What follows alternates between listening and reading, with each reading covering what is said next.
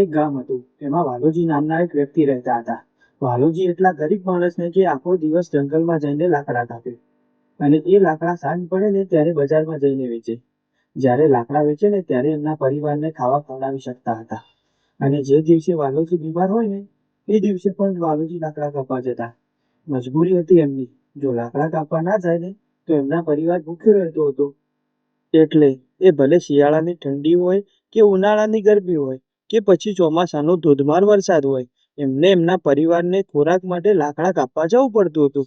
બિચારા આખો દિવસ લાકડા કાપે અને પરિવારને ખવડાવતા. આવું કામ કરતા કરતા એમને ઘણા વર્ષો વીત્યા. એમના ઘરે થોડા પૈસા ભેગા થાય ત્યારે એવામાં જ કોઈક ના કોઈક નવી નવી મુશ્કેલીઓ ઊભી થાય. બિચારા વાલાજીને થોડાક પૈસા ઘરે બચે ને એવામાં જ ઘરે દવાખાનાના ખર્ચા ઊભા થઈ જાય. કારણ કે એમનો છોકરો હતો બીમાર, એટલે પૈસા બધા દવામાં જ વપરાઈ જતા હતા. અને એમના પાસે એટલા પૈસા પણ ન હતા કે તેમના છોકરાની બીમારીને એના જડમૂળથી દૂર કરી શકતા. આ નેતા જોવા મનુષ્ય એના દુઃખ પડે તો મારા જેવી રીતે મદદ કરવી એ મન નથી કરવું. હું વિચારું કે આ મનુષ્યને હું ધન દોલતથી કમિટ કરું. ના કુકરદેવ, એવું નહીં થાય. કેમ નહીં થાય? તમે એના ઘેર જવા માંગો છો પણ હું એના ઘેર નથી.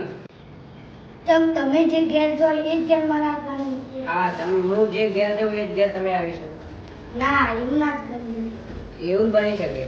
તમે જો હતા એના ઘેર જઈને બધી ગરીબી દૂર કરી. તમે 3 પ્રયાસ કરો, પછી હું એક પ્રયાસ કરીશ. હું પ્રયાસ કરીશ ત્યાં જ તમે જઈ શકશો. સારું, જોઈએ. હા, જોઈ લે.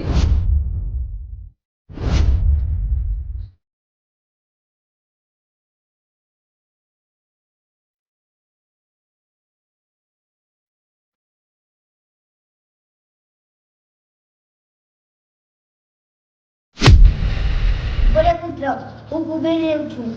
તારી ગરીબી મને જોઈ નથી જતી. તારી ગરીબી દૂર કરવા આવ્યો છું. તારો હાથ આગળ કર. કહીને કુબેરદેવ વાલાજીના હાથમાં કેડું રતન આપે છે, એટલે કે મોતી આપે છે. વાલાજીના મનમાં એવું કે આજે સારું કામ થયું છે તો ચાલો નહીને જ જવું કરે. પછી વાલોજી એ ગેડું રતન નદીના કાંઠે મૂકીને એ નાહવા જાય છે. વાલોજી નાહવા જતા જતા એવું વિચારે છે કે આ ગેડું રતન વેચીને હું મારી જિંદગી બહુ સુખીમય જીવીશ. વાલોજી તળાવમાં નાહતા હોય છે ને ત્યારે એક માછલી આવીને એમના ગેડું રતન ગળીને અંદર જતી રહે છે તળાવમાં. વાલોજી જ્યારે તળાવમાંથી બહાર આવે છે ત્યારે ગેડું રતન બહુ ગોતે છે, પરંતુ એમને ગેડું રતન મળતા નથી. ગેડું રતન શોધીને થાકે છે, પરંતુ એમને મળતા નથી, એટલે એ કંટાળીને પછી ઘરે તરફ જાય છે. પછી એ ઘરે જતા જતા એવું વિચારે છે કે આજે તો ઘરે કશું જ લઈને જતો નથી, તો હવે મારા પરિવારને શું ખવડાવું છું. પછી એ ફરીથી બીજા દિવસે લાકડા કાપવા માટે જંગલમાં જાય છે અને ત્યાં ફરીથી કુબેરદેવ આવે છે અને કુબેરદેવથી વાલાજી એક નવલખી હાર આપે છે અને કહે છે કે જા પુત્ર, તારી સાથે જે થયું એ બધું હું જાણું છું. આ લે. એનાથી તારી બધી પણ ગરીબી દૂર થઈ જશે.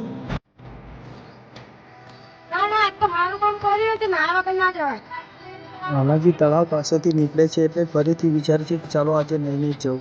એટલે નહાવા માટે જાય છે એટલે કાલનું એમને યાદ આવે છે કે મારું ગેડું રતન ક્યાં ધોવાઈ ગયું હતું. એટલે પોતાનું નવલખી હાર એક રૂમાલમાં વીંટીને સાઈડમાં મૂકી દે છે. પછી હાર સાઈડમાં મૂકીને ફરીથી એ તળાવમાં નહાવા જાય છે.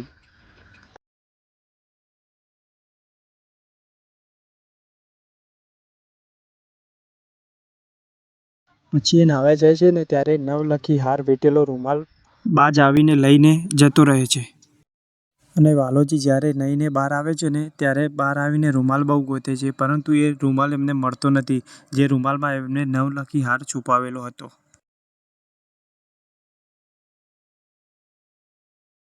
બહુ શોધ્યા પછી એમને હાર કે રૂમાલ બંનેમાંથી કંઈ મળતું નથી. પછી એ કંટાળીને ઘરે જતા રહે છે. ત્રીજા દિવસે ફરીથી લાકડા કાપવા માટે જાય છે. હાર ગોતે છે પરંતુ એમને મળતો નથી.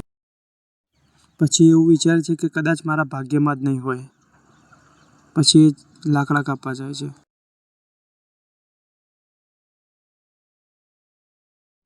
લે આ જાદુઈ વાટલું. તું જે ખાવાનું વિચારે ને એ તને મળી જશે.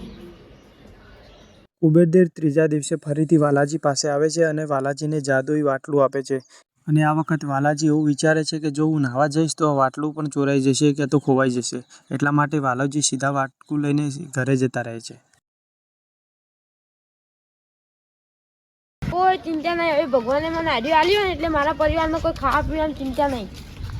વાલોજી પછી ઘરે જઈને જાદુઈ વાટકા પાસે જે માગે છે જાદુઈ વાટકો એ બધું એમને આપે છે. પછી જે ખાવાનું માગે છે એ વાટકો તરત એમને આપે છે. અને એમ કરતાં કરતાં થોડા દિવસો વીતે છે. પછી એમના પાડોશીના મનમાં વિચાર આવે છે કે આમના દિવસો કેવી રીતે સુધરવા લાગ્યા એ મારે જાણવું જ પડશે. એ માટે એ વાલાજીના ઘરે જાય છે. અને વાલાજીના ઘરે જતાં જ એ જોવે છે કે વાલોજી અને એમના પુત્ર સૂઈ ગયા છે. તો એ તરત જ પાસે પડેલું વાટકું લઈને દોડે છે અને વિચારે છે કે આ જ વાટકામાં નવું બનાવીને આ વાટકું જ એમનાથી દૂર કરી દઉં. અને એ વાટકું લઈને ઉકરડામાં સંતાડી દે છે. પછી આગલા દિવસે વાલોજી ફરીથી જંગલમાં જાય છે. શનિદેવના 3 પ્રયાસ પૂરા થયા પછી શનિદેવની સાથે સાથે કિસ્મતદેવ પણ વાલાજીને દર્શન આપે છે. ચિંતા ના કર, લે આ 3 રૂપિયા આપું. જે 3 રૂપિયામાં જે વસ્તુ કિલો મળતી હોય એ તું તારા ઘરે લઈ જજે. તારા બધા દુઃખ જતા રહેશે. એમ કહીને શનિદેવ અને કિસ્મતદેવ ત્યાંથી જાય છે. અને વાલોજી 3 રૂપિયા લઈને બજારમાં જાય છે. એમને આખા બજારમાં ફર્યા પછી 3 રૂપિયા કિલો ખાલી માછલી જ મળતી હોય છે. એટલે પહેલાં કશું વિચાર્યા વગર તરત જ કિલો માછલી લઈ લે છે. અને માછલી લઈને તરત જ તેના ઘરે નીકળી જાય છે પૈસા આપીને.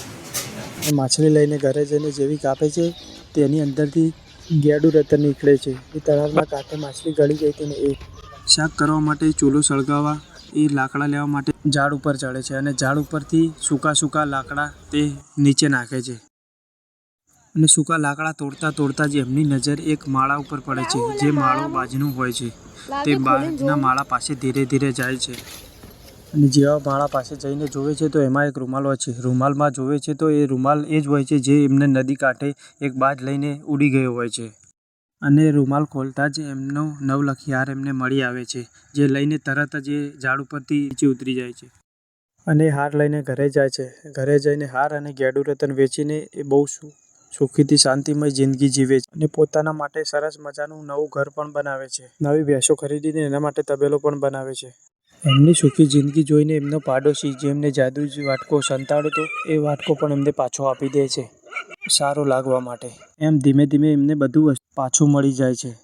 ભૂલો છો, હું કિસ્મતદેવ છું. હું જે ઘરે જઈ શકું એ જ ઘરે તમે આવી શકો. આ કિસ્મતદેવ વાત સાચી છે તમારી. તમે જે ઘેર જઈ શકો ને એ જ ઘેર બધા જાય કે બાકી કોઈની તાકાત નથી બીજા ઘેર.